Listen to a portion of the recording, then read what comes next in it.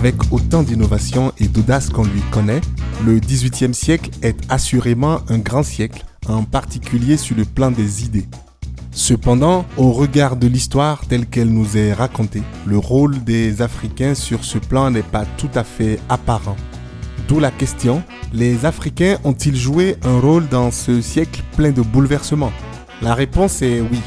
Et pour illustrer cette réponse, le Sankofa embarque 2 passagers durant les 2 épisodes de cette semaine. Grâce aux travaux d'historiens africains comme Dieudonné Nyamakou et Yoporeka Sommet, découvrons la vie et l'œuvre du premier de ces 2 pionniers, Anton Willem Amo, autoproclamé l'Africain de Guinée. Éphéméride africaine, pas mon papa.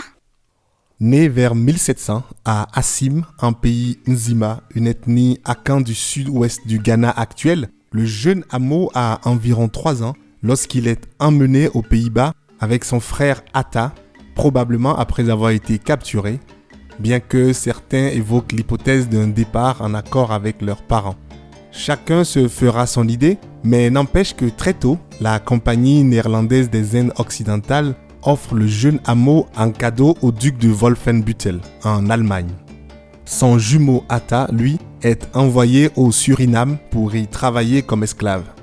En 1708, le jeune Amo est baptisé sous le nom de Willem Anton, les prénoms de ses 2 protecteurs, Auguste Willem et Anton Ulrich. Le statut social officiel d'Amo n'est pas connu avec certitude. Toujours est-il qu'il ne travaille pas pour ses propriétaires comme on pourrait s'y attendre. Il commence en 1727 ses études à l'université de Halle et obtient une maîtrise de droit traitant de la question du droit des Noirs en Europe, où il adopte notamment des positions anti-esclavagistes. Ce travail marque un véritable intérêt pour la cause des Noirs, intérêt tout aussi bien illustré par la signature d'Amo en latin, Antonius Guillemus Amo, Guinea Affair, pour dire Willem Amo, l'Africain de Guinée. Il continue ensuite ses études en 1730 à l'université de Wittenberg, où il soutient 4 ans plus tard une thèse de doctorat intitulée « La dissertation inaugurale de philosophie sur l'apathie de l'esprit humain », sur l'absence de sensation dans l'esprit humain et sa présence dans le corps vivant et organique. Amo devient ainsi la première personne d'origine africaine à obtenir un doctorat de philosophie en Europe. Il enseigne pendant 2 ans à Wittenberg puis à Halle pendant 3 ans. Il publie pendant ce temps un travail intitulé « Traité sur l'art de philosopher sobrement et correctement ». Ensuite, il rejoint l'université d'Iéna et se serait vu accorder le titre de conseiller d'État par la cour de Berlin, probablement auprès de Frédéric le Grand.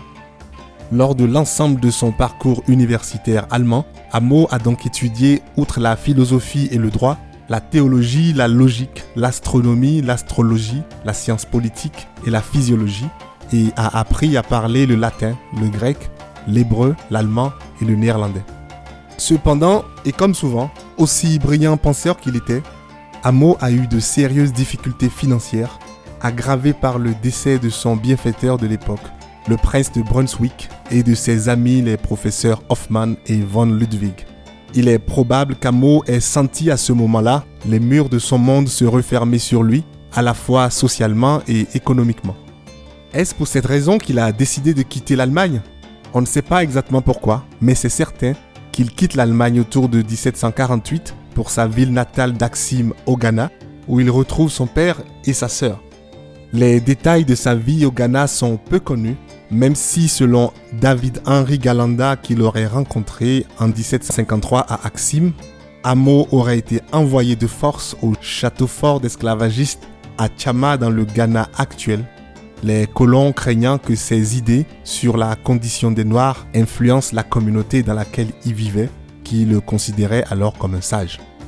Il y trouve la mort en 1758, laissant à la postérité une œuvre importante certes, mais qui a été totalement ignorée par d'autres intellectuels allemands de son université d'Iéna, tels que Schiller, Fichte, Schelling et Hegel. Ce n'est que grâce à la persévérance et l'influence du président Kwame Nkrumah et de William Abraham dans les années 1960 que les institutions allemandes ont commencé à reconnaître progressivement sa figure et son érudition. il est désormais célébré par la statue d'un couple d'Africains à l'université de Halle. Mon cliché africain du jour est une devise, la devise personnelle d'Amo que je cite. Celui qui peut s'accommoder de la nécessité est sage et a une petite idée des choses divines. Cette citation d'Épithète accompagnait la signature d'Amo apposée le 5 mai 1740 dans un album de son ami Gottfried Achenwald Delbing, inventeur de la statistique en Allemagne. Et avant de vous laisser aujourd'hui, je vous pose quand même une question qui me taraude. Sachant qu'il a quitté le Ghana à un très jeune âge, dans quelle langue Amo communiquait-il avec sa famille à son retour au Ghana ? Je vous laisse y réfléchir. Je vous dis bonne semaine et à la prochaine. Si vous aimez ce podcast, n'oubliez pas de vous abonner et de mettre un commentaire sur Apple Store ou vos plateformes habituelles d'écoute.